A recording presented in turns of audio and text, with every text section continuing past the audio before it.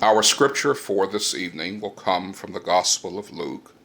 The chapter is 10 and verses 38 through 42.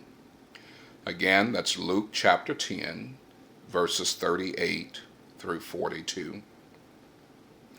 There we find these words. Now it came to pass as they went that he entered into a certain village, and a certain woman named Martha received him into her house. And she had a sister called Mary, which also sat at Jesus' feet and heard his word. But Martha was cumbered about much serving, and came to him and said, Lord, dost thou not care that my sister hath left me to serve alone? Bid her therefore that she help me. And Jesus answered and said unto her, Martha, Martha, thou art careful and troubled about many things, but one thing is needful, and Mary hath chosen that good part, which shall not be taken away from her. In order to illustrate some important principles in this particular passage, I like to make an analogy of life in the sense of driving a car.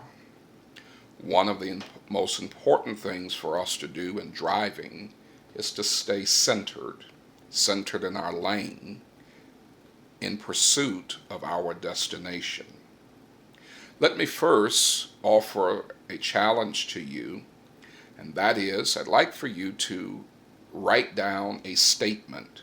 It can be as brief or as lengthy as you would like for it to be.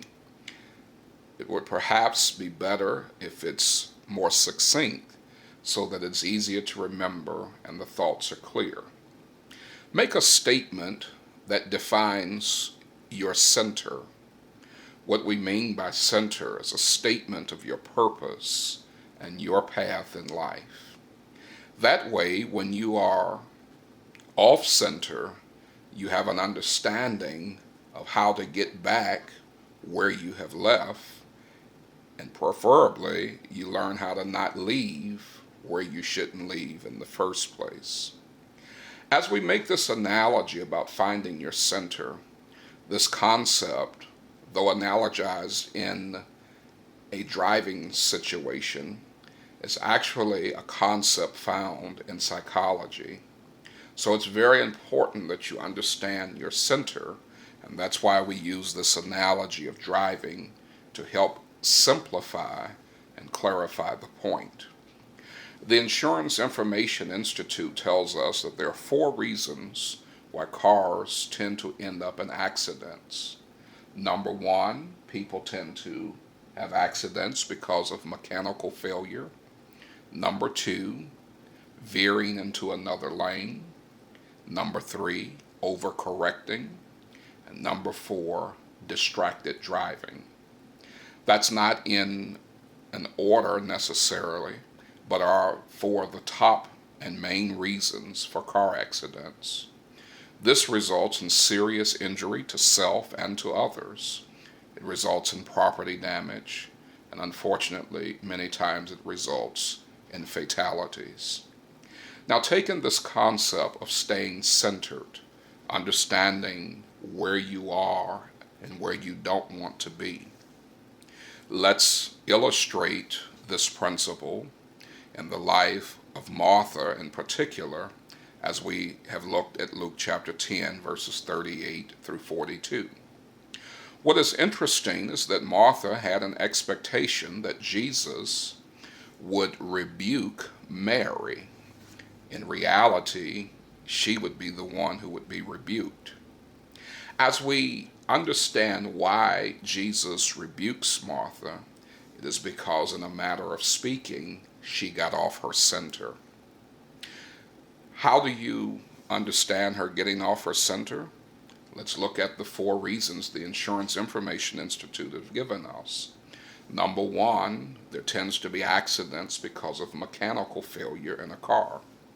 Have you ever thought that sometimes you're no longer on your path, pursuing your purpose, your destination, because of an internal breakdown in who you are? Can you see Martha's anxiousness, her discouragement, her frustration?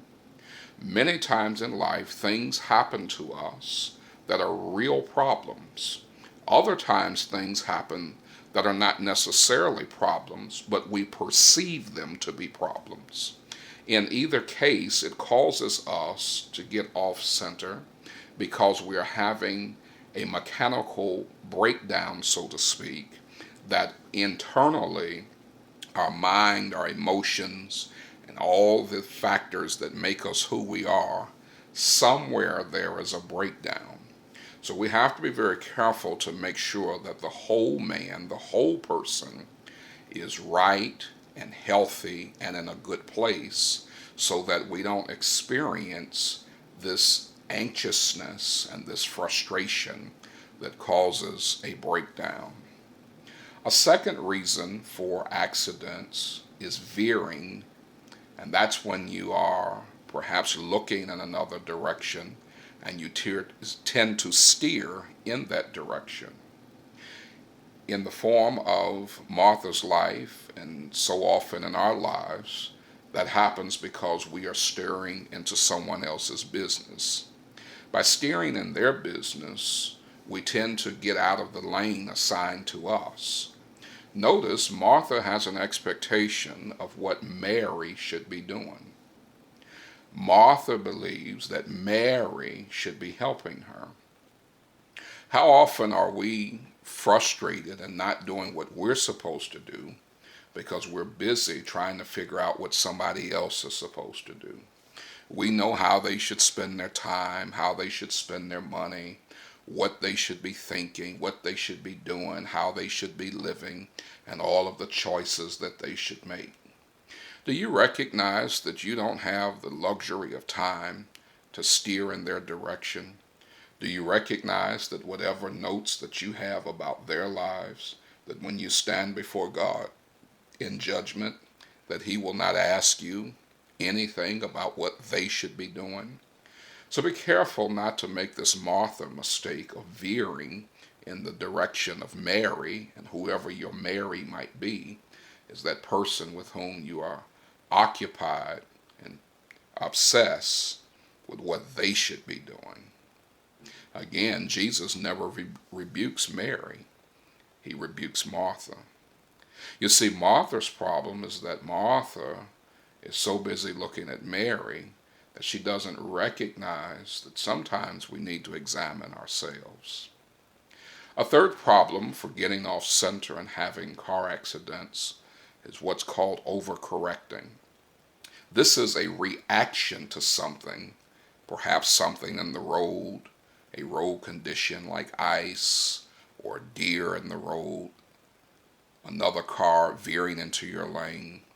Overcorrecting has caused many fatalities on our roadways. We have to be aware that there are times in life where we must make quick and decisive decisions.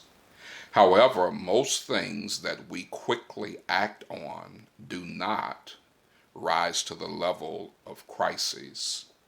Most things that we quickly react to do not necessarily require immediate action. The problem is that we tend to be impulsive, we tend to be emotional, and that's what makes us reactionary.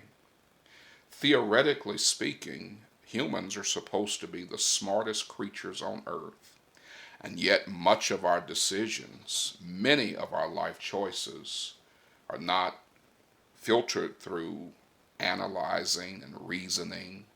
It's not filtered through inductive and deductive reasoning, critical thinking skills.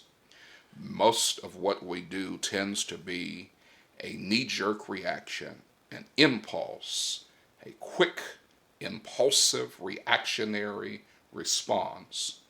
And usually when you swerve to hit the deer, what happens is you save the deer and might maim or kill yourself. The next time you find yourself in a situation where you have to make a decision, ask yourself, are you reacting, or is this a decision that can wait, a decision you can think about, a decision you can pray about. The last thing that causes problems in getting off center is what is called distracted driving. This is a loss of focus. What is interesting about Martha is that Martha is so busy trying to keep house that she's missing the guest in the house.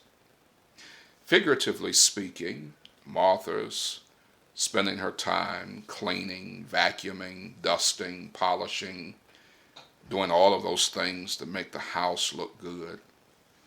And Jesus tells Martha that Mary had more sense than you in this sense. She knows what to focus on.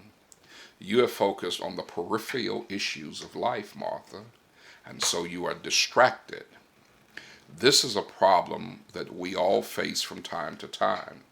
We become so distracted by the peripheral issues of life that we forget our purpose. We get off of our path. So again, I'd like to encourage you to write a statement that defines your center point, your purpose, your path. Know when you are off your center. Know when you are experiencing a mechanical breakdown. Know when you are veering off. Know when you're overcorrecting. And know when you're distracted.